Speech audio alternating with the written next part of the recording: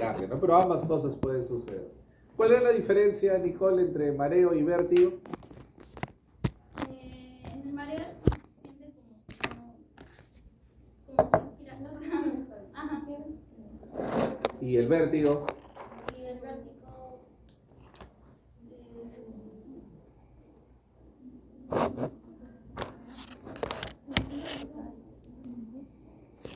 se pueden presentar, ¿no? Usualmente la diferencia es que en el mareo, el paciente, como dice Nicole, siente esa sensación como que se va a caer, ¿no? Yo siento como que me estoy aproximando al piso, siento como que yo estoy dando vueltas. Y en el vértigo es lo contrario. En el vértigo nosotros sentimos como que todo alrededor nuestro empieza a girar, o como que todo se viene, ¿no? Como que el piso se viene hacia mí. Entonces es diferente. El vértigo, la persona es la que siente que se va a caer, se siente inestable. En cambio, en el vértigo es como que las cosas vienen hacia mí o empiezan a girar, ¿no? Entonces, ambas cosas se pueden manifestar tanto en hipotimia como en síncope, ¿no? también pueden presentar una sensación de desmayo inminente. Aquí los pacientes no pierden totalmente la conciencia, pero sí sienten que están a punto de desmayar.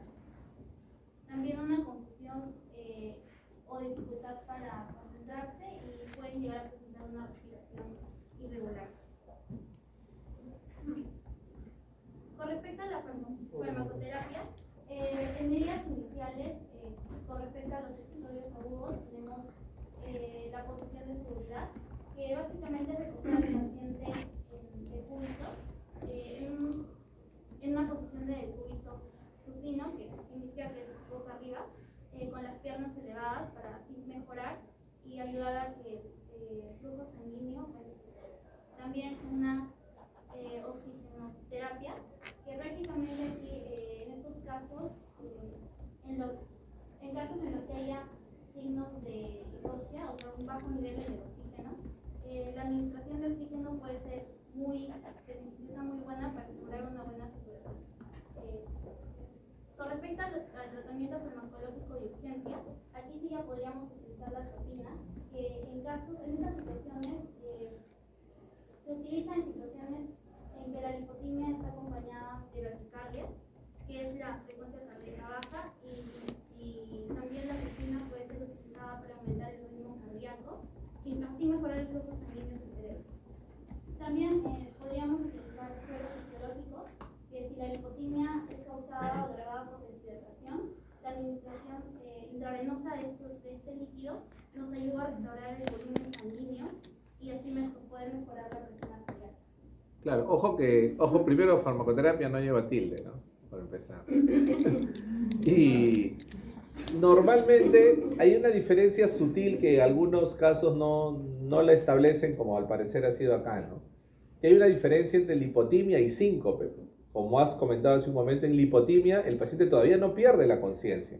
O sea, el paciente está cerca, tiene esa sensación de que se siente débil, se va a desmayar, esa sensación de desvanecimiento, pero todavía no pierde la conciencia.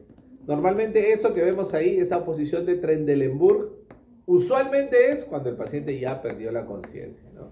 Pero se podría aplicar también en este caso. Y la parte farmacológica solamente para aquellos que no responden a las medidas iniciales, como esa posición de Trendelenburg, ¿no? ¿Ya? Ok, siguiente, por favor. Con respecto a la manejo de la crónicos, podríamos utilizar cortisona, que este es un corticosteroide que nos ayuda a aumentar el volumen de sangre y lo que nos puede ayudar a mejorar así la presión arterial y reducir la incidencia de hipotimia en personas que tengan hipotensión ortostática. También podríamos utilizar la lidocaína, que es un vasopresor que nos ayuda a elevar la presión arterial y es muy útil en pacientes que presentan episodios de hipotimia por hipertensión crónica o disautonomía. Y también podríamos utilizar beta-glucano. Bueno, con respecto al síncope vasovagal, vamos a ver, esto se define como una pérdida transitoria de la conciencia, pero esto es por un tiempo breve y con una recuperación espontánea. Y esto va a ser debido a una disminución súbita del flujo sanguíneo cerebral y suele ocurrir por una hipotensión ortostática, como la discotina también, desencadenar estos episodios. ¿Y qué será síncope? ¿Qué significa? Sayuri, ¿verdad? ¿Qué significa síncope, Sayuri? Como tal, o sea, la palabra, ¿qué significa? Así como decir disnea. Disnea es dificultad para respirar, ¿no? Pérdida de la conciencia. Claro, síncope es igual a desmayo, síncope es igual a pérdida de la conciencia, como vemos ahí en la imagen, ¿no? Muy bien, continuemos por favor. Bueno, con respecto a la etiología, vamos a ver que esto se puede desencadenar, como ya dije, por ejemplo, otros factores determinantes como el estrés, el miedo, también como con un cambio de postura brusca, por ejemplo, si un paciente está sentado y se para al toque, entonces se para rápidamente. Un cambio brusco de posición, Ajá, un ¿no? cambio brusco de posición. O también puede ser por factores metabólicos como la hipoglucemia o también por una disregulación autonómica. Esto ocurre cuando hay una actividad excesiva del sistema nervioso parasimpático y una inhibición del sistema simpático, lo que va a llevar a una caída de la frecuencia cardíaca, una bradicardia y vasodilatación, provocando una disminución del flujo sanguíneo cerebral. Y también pueden ser otros factores ambientales, una exposición de calor excesivo o también la deshidratación. Claro, por eso se llama vaso vagal, ¿no? Porque se produce por una activación de los vasos sanguíneos producida por una hiperactividad del nervio vago. Entonces, hay una vasodilatación generalizada, entonces la sangre se queda a nivel periférico, sobre todo en las venas de los miembros inferiores, y no retorna adecuadamente. Por eso es que el paciente pierde la conciencia. Y con respecto a sus manifestaciones clínicas, bueno, estos son muy parecidos con la hipotimia. ¿Ya? Estos pacientes van a presentar mareos, náuseas, sudoración fría, visión borrosa y palidez. Estos síntomas son antes que pase el episodio de síncope. Estos son síntomas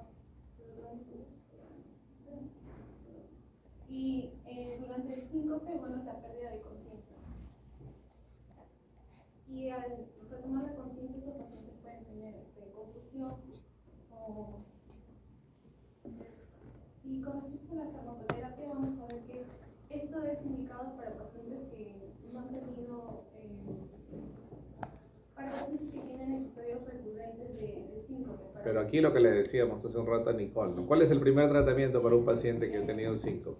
La posición de Lo primero, ¿no? Y ojo que la mayoría de pacientes, casi todos van a responder con esa posición. En los primeros 2 o 3 minutos recuperan la conciencia, ¿no? Esto sería ya para ese porcentaje pequeño de pacientes que no reaccionan con la posición de Trendelenburg. Sí, se utiliza la fluorocortisona, que aumenta el volumen sanguíneo y va a mejorar la presión arterial.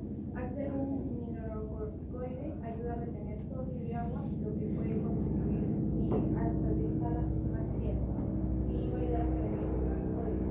Y también tenemos la mineralocortisona, que aumenta la presión arterial y mejora la perfusión cerebral.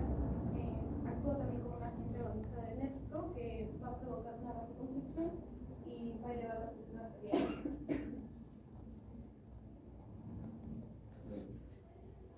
La crisis convulsiva. La crisis convulsiva es un episodio caracterizado por una actividad eléctrica anormal y excesiva en el cerebro. Puede provocar movimientos incontrolables, alteraciones en la percepción y en muchos casos pérdida de conciencia. Esta crisis suele durar entre unos segundos y pocos minutos, pero si se vuelve a repetir generalmente por unos varios minutos, significa que el paciente está en un estado convulsivo. ¿Y qué diferencia habrá entre una crisis y un estatus convulsivo? La crisis es un episodio que dura pocos segundos, en cambio el estatus se repite constantemente, dura minutos. Claro, pero aparte de la duración del tiempo, ¿por qué es importante diferenciar entre crisis y estatus? En el estatus, una característica es que los músculos intestinales se relajan. En las crisis también, ¿no? Pasa mucho eso, ¿no? Cuando un paciente tiene una crisis convulsiva, puede orinar, puede defecar, puede vomitar, ¿no? Pasa mucho eso, pero en ambos, en La crisis y también el estatus. ¿Qué otra diferencia habrá entre crisis y estatus, Valentín?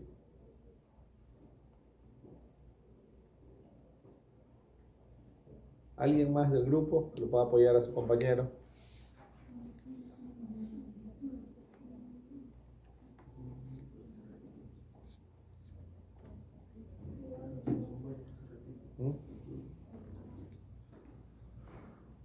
¿Necesitarán el mismo tipo de manejo ambos, crisis y estatus? ¿Quién habla? Ah, Nicole. No estaba volteando, no la veía que estaba hablando. Va a requerir más como, no sé, otro tipo de ayuda, por así decirlo, porque es como un poco más peligroso.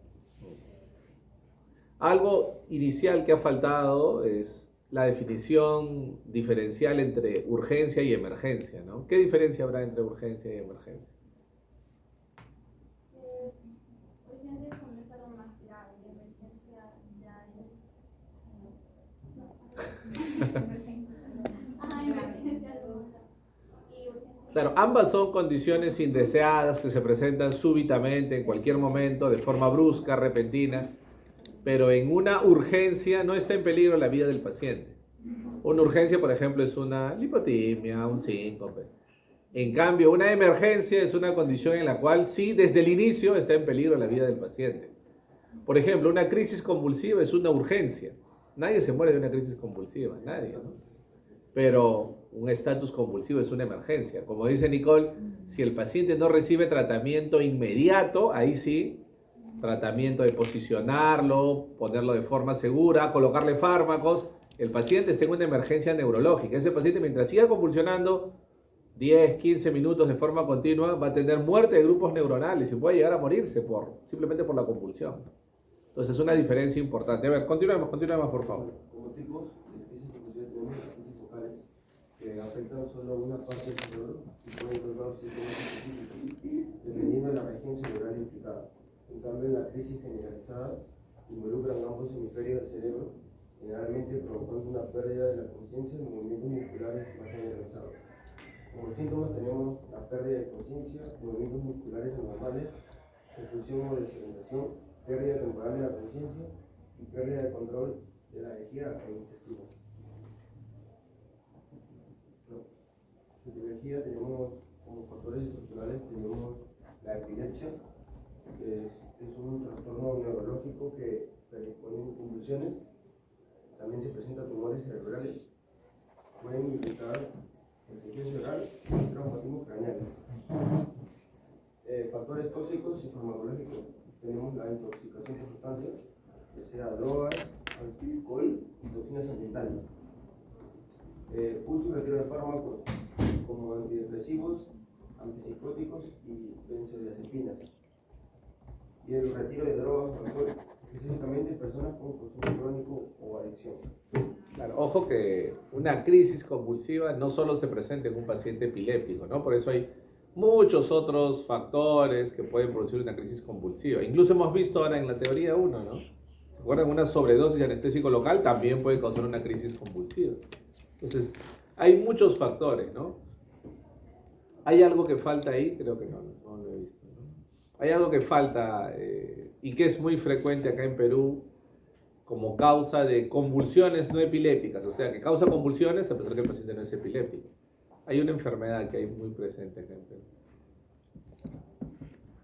Porque ahí dice factores estructurales, epilepsia, tumores cerebrales, traumatismos craneales, intoxicaciones por sustancias, uso, retiro de fármacos, retiro de drogas o alcohol, meningitis, encefalitis, pero hay algo más, hay una situación particular que es frecuente como causa de convulsiones no epilépticas acá en nuestro país.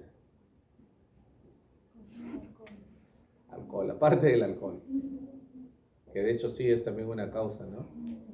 ¿Qué será? ¿Qué será? Ya han llevado micro ustedes, ¿verdad? ¿Se acuerdan? Hay un parásito que puede causar, que se va a nivel cerebral y puede causar convulsiones. Eso es lo que están pensando. La meba como No. Eso es por leer mucho el trome, la meba como el cerebro. El vacuno. ¿Se acuerdan? Algo que tiene que ver mucho con... ¿Rabia? No, la rabia. Algo que tiene que ver mucho con la carne de cerdo, ¿se acuerdan? La cisticercosis, ¿no? La cisticercosis. Que particularmente cuando uno come carne de cerdo que está infectada con este parásito y la carne no se ha cocinado bien, ese parásito llega por vía hematógena al sistema nervioso central y hace unos quistes en el sistema nervioso central. Y esos quistes funcionan como focos de origen de convulsiones, ¿no? O sea, el paciente no es epiléptico, pero esos quistes hacen que tenga convulsiones recurrentes. Es la primera causa en Perú de convulsiones no epilépticas, ¿no? La neurocisticercosis. Ok. Muy bien, continuamos, Valentino. Pasemos a ver el tratamiento.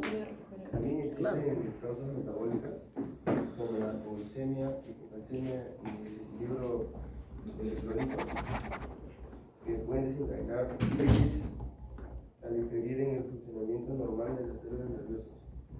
También tenemos factores ambientales y el estilo de vida, como la privación de sueño, ya que la falta de sueño puede desencadenar crisis en personas susceptibles. Tenemos el estrés, que puede agrangar la probabilidad de la crisis en personas predispuestas, y el alcohol y drogas, el consumo excesivo aumenta el riesgo de crisis en personas sin epilepsia. También tenemos factores relacionados con la edad, como las convulsiones febriles comunes en niños pequeños, suele ser desencadenadas por una fiebre alta. Enfermedades neurodegenerativas en adultos mayores, pues el deterioro neurológico puede ser otro factor. Manifestaciones clínicas. En crisis focales presenta movimientos involuntarios, conciencia intacta, comportamiento automatizado y confusión posterior a la crisis. En crisis generalizada tenemos la pérdida súbita de la conciencia, rigidez muscular, que es la fase tónica, y movimientos compulsivos rítmicos, que es la fase crónica, y la pérdida de control de los esfínteres. Tenemos la farmacoterapia, en un tratamiento farmacológico de urgencia, tenemos lo que es la benzodiazepina, que son los primeros fármacos en primera línea, debido a su rápida acción y eficacia en detener la actividad convulsiva. Actúan por función del sistema nervioso central, así induciendo un efecto inhibidor. ¿Y qué benzodiazepina se utilizará? Diazepam y midazolam. Ya, usualmente diazepam primero, ¿no? Diazepam, pero podría ser también lorazepam. Midazolam, dependiendo si es un adulto o un niño, ¿no? Se prefiere en niños, sí, midazolam. ¿Ya? Ok. ¿Qué más? ¿Cuál sería la segunda línea? Los anticonvulsivos, ya que estabilizan las membranas neuronales y se previenen las descargas neuronales adicionales. Como por ejemplo tenemos la fenitoína, diazepam y el valproato. Como conclusiones tenemos que la lipotimia y el síndrome vascular, la crisis convulsiva, son episodios clínicos que pueden presentarse de manera similar, como pérdida de conciencia, pero tienen causas, signos y manejo distintos. Reconocer las diferencias es fundamental para brindar un tratamiento adecuado y mejorar la respuesta ante una emergencia. El síncope vasovagal y la lipotimia pueden ser provocadas por factores externos o situaciones específicas, como el estrés, el dolor o la posición prolongada del pie. En muchos casos, la intervención rápida, como colocar a la persona en una posición segura y ofrecer líquidos, pueden prevenir complicaciones. Nuestras referencias. Gracias. Ok. ¿Y qué tiene que ver eso de la temperatura con...?